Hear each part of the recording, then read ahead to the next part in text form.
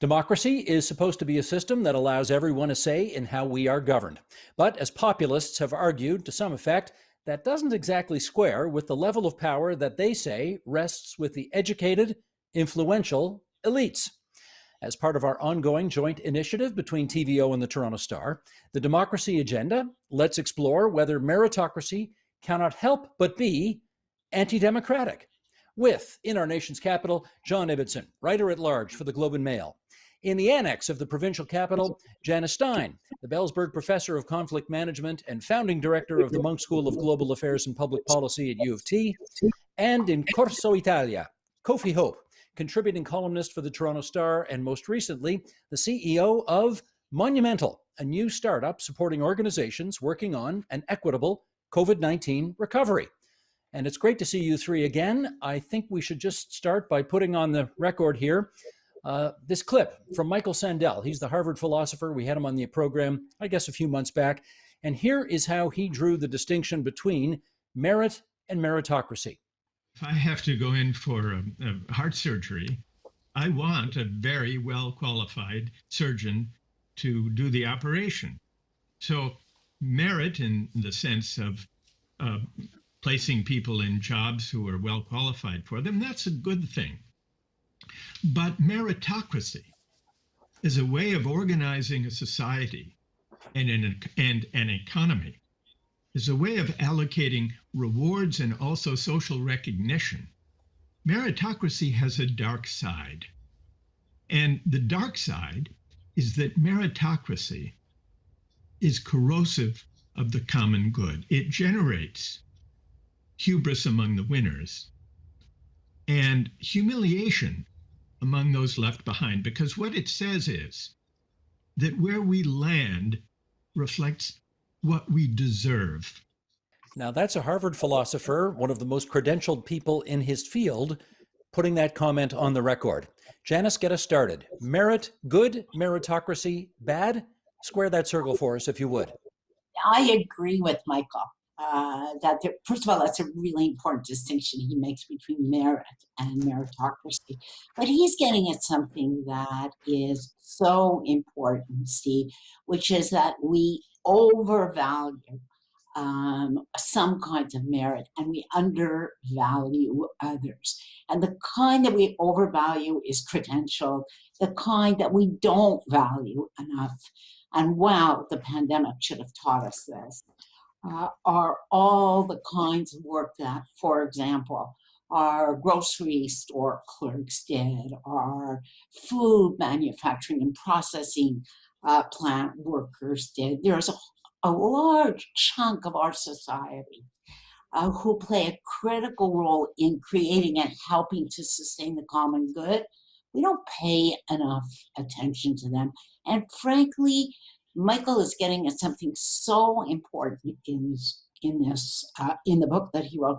And he talked about it. He said, many of these people feel humiliated, undervalued. So it's not only the financial rewards that they get or don't get, and in many cases they don't get, it's the way they're regarded and that internal sense that so many have, I'm not respected, I'm not valued by my community. The book you're referring to is called The Tyranny of Merit, and it was a terrific read, I have to say. That's why we had him on the program. Kofi, I wonder if you'd pick up the story there. Do you see existing meritocracy in Canada as a ladder or a barrier to success? Yeah, I think it's increasingly creating barriers for folks, right? And I think we don't have pure meritocracy in the country, but we have it to a degree. But certainly we know, the neighborhood you're born in, the color of your skin, kind of if you're an Indigenous person. There's so many factors in life that create barriers, even if we use that narrow approach to meritocracy of looking at academic success, so much about accidents of birth, who your parents are, the communities you're a part of, influence people's ability to succeed and do well. And we've just done such a tremendous disservice to this country where we spent, certainly for myself, a child of the 80s, growing up where we said the only way to truly succeed, to truly have value, is your economic success. And the only way to do that is through kind of advanced or university education. And so we devalued the trades, we devalued so many parts of the economy. But I don't know what Janice was saying, not only that, we've devalued care work, right? Work that's traditionally been seen as work that women were engaged in, but whether that's staying at home to raise kids, whether that's caring for an elderly parent, whether that is being a teacher or working in social service field, so much incredible work where people show amazing impact on society, great merit in the effort and intelligence they bring, that is totally disvalued in this system that we have. And that creates barriers, and it creates great psychological damage to folks. And it also, on the other hand, has a lot of people feeling that they deserve it and they got it, they earned it, and it reinforces these cognitive biases that make us less open to social solidarity or redistribution, which we so dearly need in our equitable society. John, as I get you to weigh on this, let me get a little personal with you, because you're a guy who's got one of the great jobs in all of journalism in the country today for a fine newspaper, and but you're a kid who came up from humble beginnings in Muskoka, and I wonder how you view the role of meritocracy and how it either played or didn't in making things possible for you. Yeah, it's true. I mean, we shouldn't make our arguments based on anecdote. We all know that, but it is true. I grew up in, I think, what would be called an aspirational working class environment. And because I was determined to be a writer, I was 33 before I managed to get past $10,000 a year. The rest of the time was spent working in clerical jobs of one kind or another. But it all worked out. You're right. I have not one of the best jobs in Canada. I think I have the best job in journalism in Canada as a columnist for the Globe and Mail. But, and I agree with everything that Janice and Kofi have said, especially about the dignity of work and the undervaluing. We've seen, for example, in long-term care, personal support workers, the entire system rests on their shoulders, and they are overworked and underpaid, very often, almost always women, very often immigrant women. And the pandemic revealed how badly we undervalue the work they do. That said, every society is an autocracy of one kind or another. All systems are class-based. All systems have always been class-based throughout all of history. There has always been a nobility, a priesthood, a military class. We've added in modern society things like the bureaucracy, the cultural industries, academia, and the like. We're never going to inhabit a society that is not class-based. Always and forever, that will be the case. The only question we can ask ourselves is, how permeable are those classes?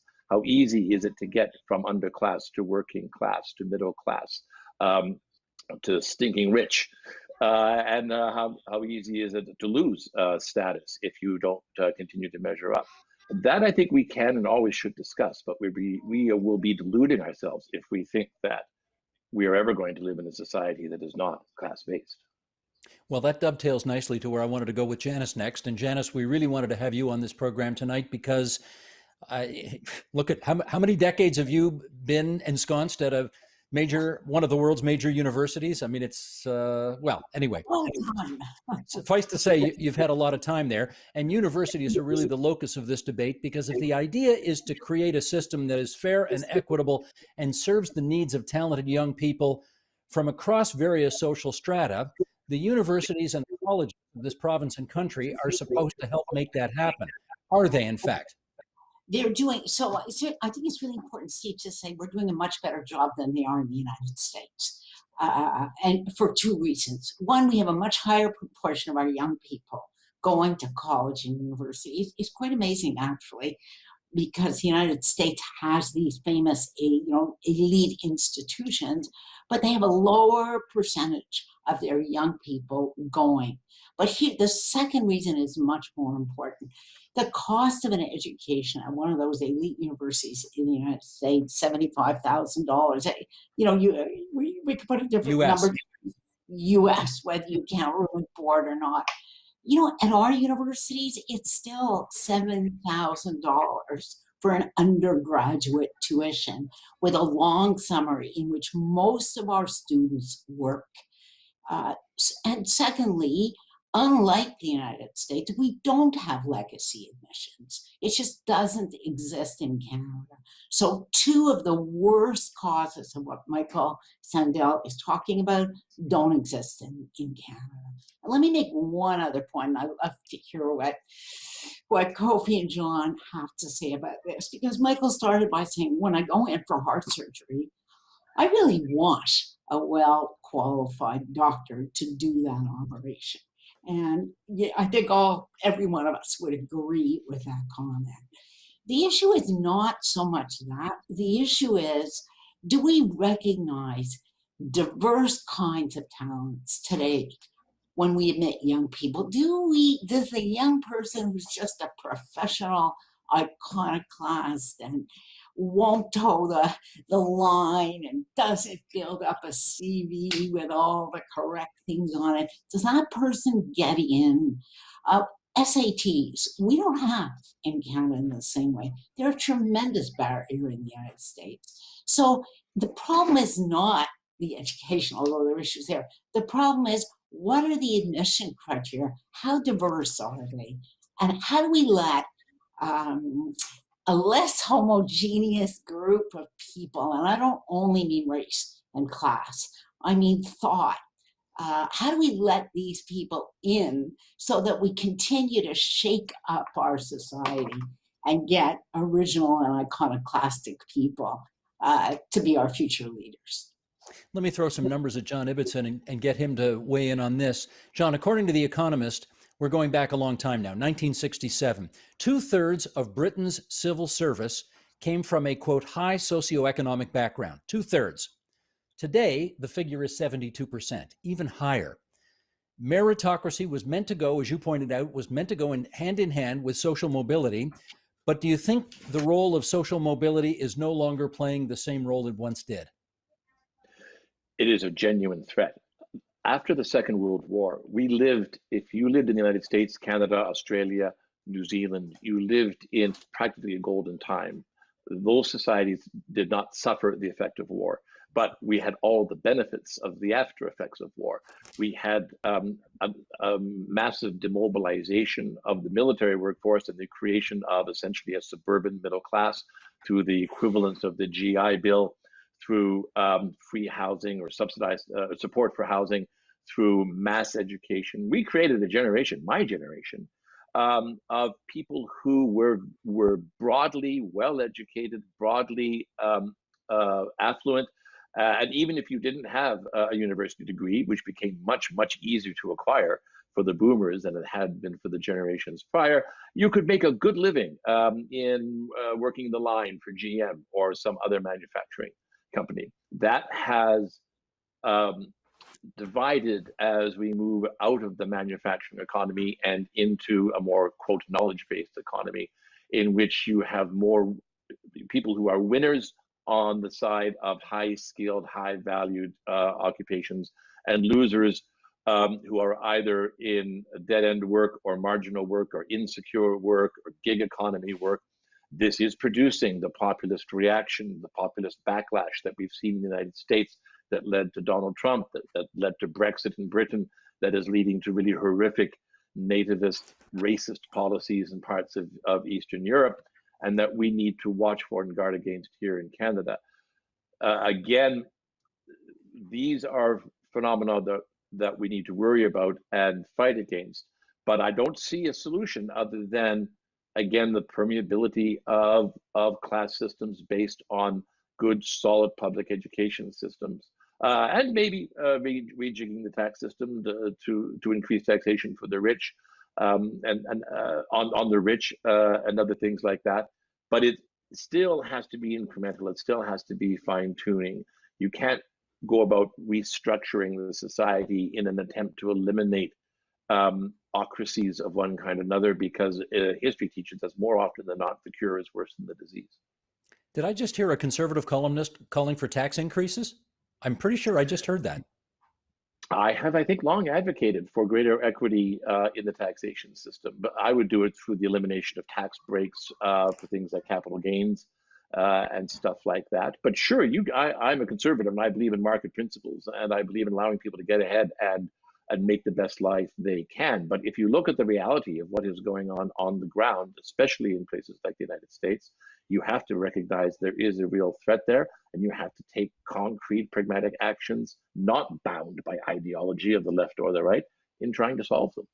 Good for you, John. Kofi, I want to bring you back in here because you're the one millennial among us right now. You're in your high 30s. I would like to ask you that among the millennials that you know, that you work with, have they been lifted out of, say, lower income situations uh, to get to higher income situations um, because they've been somehow touched by meritocracy, or what have you seen? Yeah, I mean, certainly I think it's a mixed bag, right? There's folks I know who have been able to kind of move or transcend from one class position to another through education primarily. Um, but the reality is, for many folks, I know kind of the position you're born into, the neighborhood, and especially, one thing that I talk about is social capital, right? The social capital that your parents have or your family has played tremendous roles in their success. Not to say people I know who are successful didn't work hard, that wasn't part of it, but simply the fact that you have a middle class background, like myself, was born into, a pretty standard Canadian middle class family. Mom was an immigrant from the Caribbean. My dad was born here, but both of them had graduate degrees. Both of them had a real understanding of how the Canadian system worked, how government worked, how the educational system worked, how to navigate it. And that was a tremendous part in removing some of the barriers that could have been there for my success. And I see that with so many folks. Now, other ones have achieved success, but when you look at their families, in many cases, there is this trade-off, right? Folks come to this country, newcomers with all kinds of skill, with all kinds of merit, but except it simply won't be accepted in Canada. It won't be seen at the same level, and they will not be able to achieve up to their ability, and they pour all of their time and resources into their children. I don't think there's anything wrong with parents sacrificing for their kids, but a society where from the default, my degree won't be respected, I won't be respected because of the accent I have, other pieces, that's not a true meritocracy. That's not an even playing field. And that's a critical piece that we need to think about, because we have so many folks here with incredible potential to give to society who are held back in many ways because of a lack of Canadian experience. Hmm. And as someone said, if you're a doctor and you are healing people in Egypt, bodies are, human beings are still human beings in Egypt as they are here. And yet for some reason that merit is no longer accepted in our system. Well, a lot of what we're talking about here today is about being listened to and about being respected. And to that end, we got a note. We get mail every day, emails every day, mostly from viewers who want to give us a piece of their mind, and we're happy to have it. And a couple of months ago, we got an email from a viewer, just goes by the name of Walter, about our choice of guests on one program. And I'm going to get Tony Burke to bring this up, and I'll read along with it here. I feel Mr. Pakin's choice of guests who are experts in their fields for the particular topics on the agenda is pretty good, but they seem to miss the point. Oh, they sound well enough with all their jargon, but do not strike me as ones who walk the walk.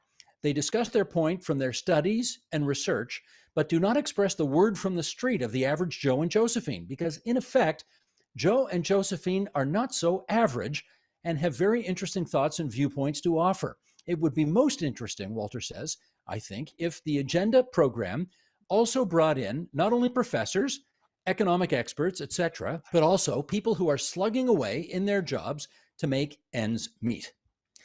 A bunch of things to unpack there. And first of all, for clarification's sake, one of the things I definitely need to do off the top is confirm Pakin doesn't choose the guests. The producers choose the guests. I'm not ducking responsibility by saying that, but I just think viewers ought to know that's how it works on our programs. The producers choose the guests. Second, and most important, what Walter wants is people like him, I guess, to be visible and to be heard. Janice, there's a bit of a shot in there, I think, about people like you, people who have great credentials and who have spent a life in academia. And I want to better understand what you think this tells you about the attitude towards, if I can put it this way, the credentialed classes. Yeah, I think Walter is giving voice to a really important point, how he feels. And the feeling that he has that, the credential classes, me, don't speak like they do. But more important than the way we speak is we don't hear them. And underneath that is we don't respect them. And if I had to pick one issue that drives populism, it's that. It's the feeling of, it's that famous line from Hillary Clinton that probably go down in history. They are a bunch of deplorables. She gave voice to that sense of disrespect and condescension that is so corrosive of any sense of community. So, and let me just take Walter's point and take it one step further. Steve, we're at a point of intersection now where, wow, those jobs that John talked about, those good paying jobs on the line, they're gone. They're not coming back. And more of the jobs we're going to have in the future are going to require some sort of digital literacy and a familiarity, but they're not going to be enough to lift people through those porous boundaries between the classes. Really, what does that tell us? That the work you do should not be the basis of the respect that you get. And I think that's at the core of Michael's argument. You can be an artist. And, and I'll confess, I love artists. So you can be an artist, never get above that $10,000 line that Kofi just talked about, but make a tremendous contribution to your society. You can be a novelist. There's a whole, you can work with kids. You can be a caregiver for a senior. All those people are not high earners, and when we use that single criteria, how much money you make is the one line that determines how much respect you get. That's the issue with meritocracy, that the criteria of merit are too narrow. And it's going to get worse as we move into this next stage of the economy. Let me just throw it out that next, we are discussing a universal basic income for a reason. We understand that we're going to have large chunks of the population that are not going to find those kinds of good paying jobs. And simply to tell people how much you earn is the single criteria by which we value you is wrong. That's perfect, because I want to go to John Ibbitson on that very point. I was thinking of it as you gave your answer, and then you talked about the UBI.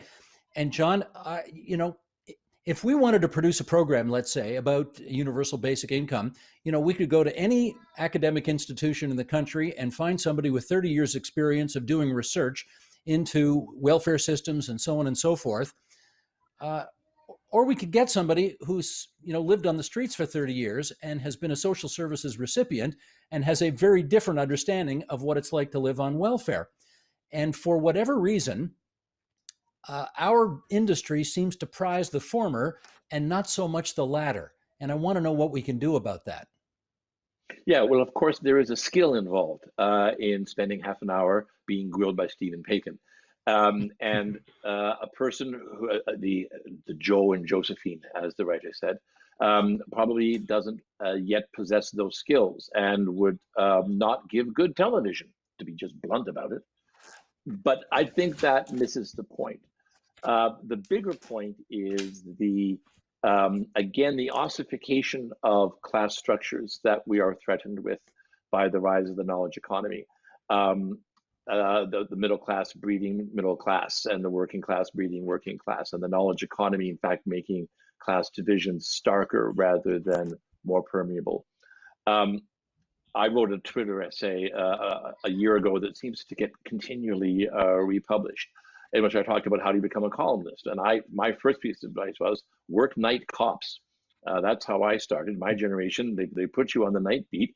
And you worked, you saw pretty much the seamiest possible side of the city that you were covering. I also worked for years as a secretary. And as I said, if you want to tell people how government should be spending their taxes, work with them rather than talking at them. So I would put this as a challenge to anyone who is watching this show who is young. If you have structured your life such that you're planning to go from university to maybe graduate work, or maybe into the workforce in the area that you wish to work in. Now, look, you may in fact be worried mostly about the fact that you're going to have nothing but contract positions for the rest of your life. But that's another topic. The question you should be asking yourself is, what am I doing as an individual to experience all of the elements of my society? Should I be taking 2 or 3 years off to travel? Should I be taking 2 or 3 years off to go work for an NGO? Should I be taking 2 or 3 years off to go work as a truck driver?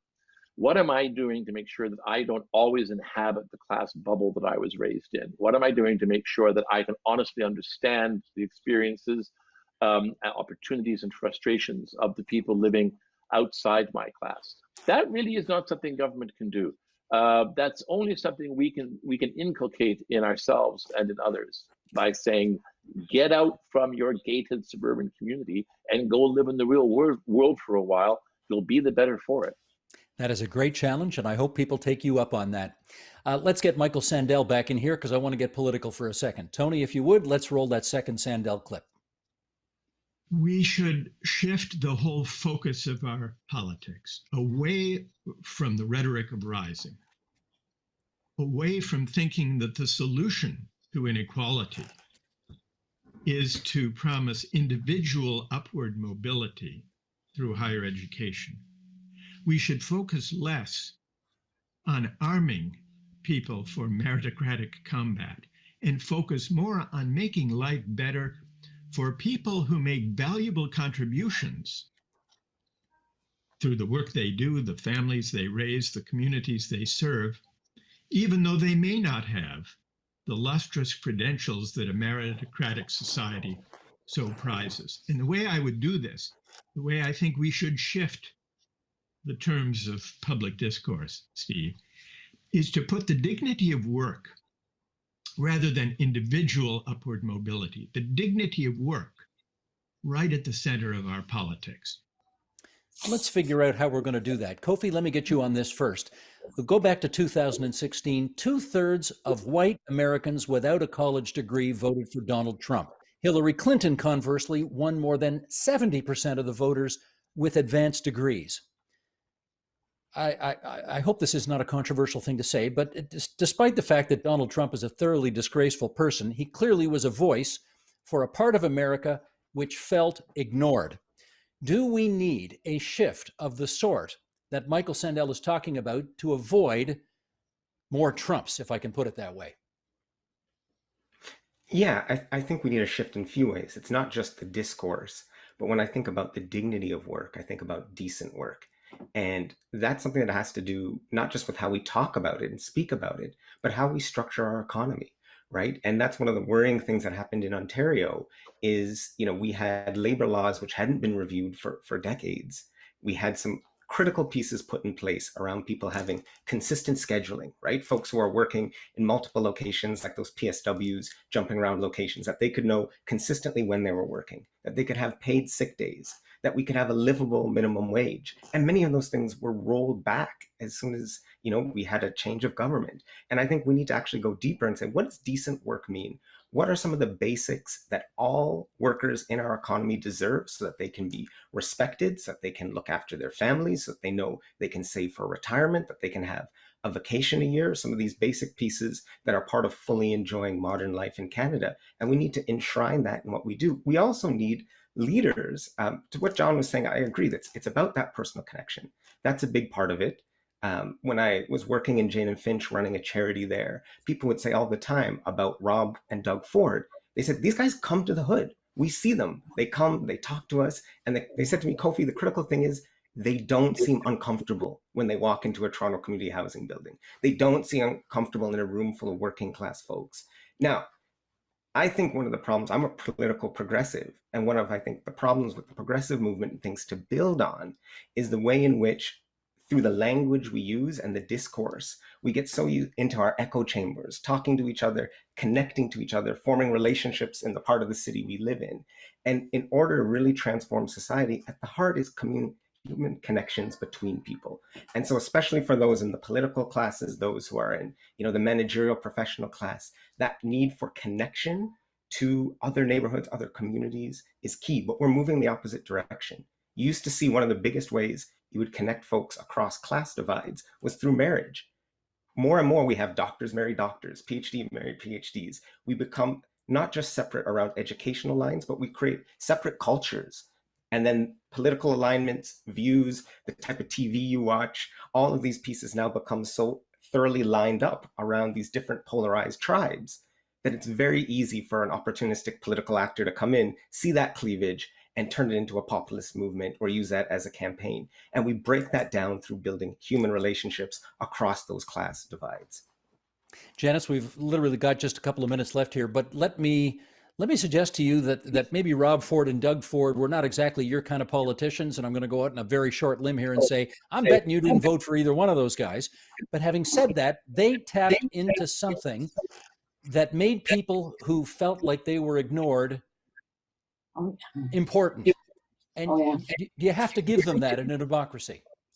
I had a conversation with one of our best known progressives in the city when Doug Ford was elected. And the comment he made to me was, oh my God, we don't do this. And I said, just a minute.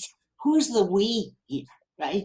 Half the city voted for this mayor. So let's not make this assumption. You mean people like you don't do this. And that's exactly the divide that Kofi was talking about. But Steve and John said it's not about government, but it is about government to some degree. Look, every single one of us knows what happened in long-term care homes in this province over the last 15 months. Part of that is we had personal support workers who were doing shift work and were working in multiple institutions because they did not make a decent living. What have we done about it? A window of 90,000 for permanent residency in this country was opened by the government. There are hundreds of thousands of personal support workers who can't make a decent living and who are waiting forever to get their permanent residency in this country. That's about government, and that's frankly not okay. And you don't need any highfalutin dialogue to say it. It's just not okay. People who are working in Brampton, in meat processing factories, couldn't get sick leave. This is in part about government. And what we learned from what we saw over this last 50 months, it stripped off, any band-aid that we had. And if we go, I guess what I'm really saying, Steve, is there's no going back to what was. If we don't go forward to something better, given what we've seen, it is really, really disappointing. As she often does when she and I speak, Janice Stein gets the last word. I want to thank John Ibbitson from the Globe and Mail, Janice Stein from the University of Toronto, Kofi Hope from the Toronto Star for coming onto our program tonight for a great conversation on our democracy agenda. Thanks so much, you three. Pleasure. Thanks, Steve. Thanks for having me. The Agenda with Steve Paikin is made possible through generous philanthropic contributions from viewers like you. Thank you for supporting TVO's journalism.